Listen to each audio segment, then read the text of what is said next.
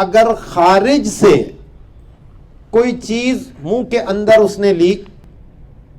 اور اس کو نگل گیا، تو اگر وہ تل یا اس سے بڑی کوئی چیز تھی،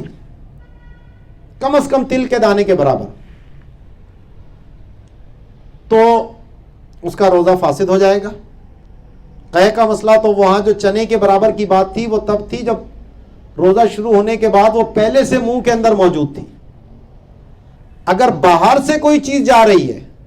تو اس کے لیے تل کے برابر ہونا کافی ہے۔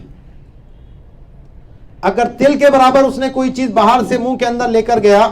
اور اس کو وہ نگل جاتا ہے تو اب اس صورت میں قضا بھی ہوگی اور کفارہ بھی ہوگا۔ لیکن ایک صورت اس کی یہ بیان کی کہ جس میں روزہ نہیں ٹوٹے گا، کہ اس مثلا تل کا دانہ تھا اتنا باریک، اس کو چباتا رہا، کترتا رہا جس کو کہتے ہیں ہم اپنی اصطلاح میں، اور کترتے کترتے کترتے اس کو اتنے باریک ذرے کر دیے کہ وہ تلاشے ہو گیا، یعنی اس کی جسم ہی معدوم ہو گیا، وہ لاشے ہو گیا، تو اب وہ تھوک کے تابع ہے کہ اب وہ اگر تھوکے گا بھی تو وہ اتنے باریک باریک اس کے اجزاء ہو گئے کہ اب وہ پتہ بھی نہیں چلے گا منہ کے اندر ہے کہاں ہے۔ تو اس صورت میں پھر فرمایا کہ روزہ فاسد نہیں ہوگا، اب وہ تھوک کے تابع ہو جانے کی وجہ سے، جیسا کہ منہ کے اندر کوئی چیز تھی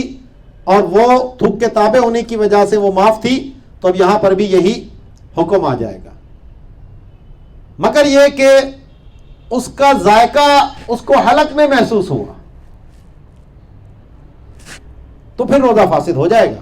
اس تلاشے والے مسئلے میں، جیسا کہ تھوک والے مسئلے میں پیچھے گزرا تھا کہ اگر تھوک مغلوب ہے، تھوک غالب ہے، خون مغلوب ہے، لیکن خون کا ذائقہ اس کو حلق میں محسوس ہوا تو روزہ فاسد ہو جائے گا۔ تو ایسے ہی یہاں پر اب تھوک کے وہ تابع ہو گئی تھی چیز، لیکن جب اس کا ذائقہ حلق میں محسوس ہوا تو اب ایسی صورت میں اس کا وجود موجود ہے، اور جب وجود موجود ہے ذائقے کے اعتبار سے، تو اس لیے وہاں پر اب روزہ فاسد ہونے کا حکم دیا جائے گا۔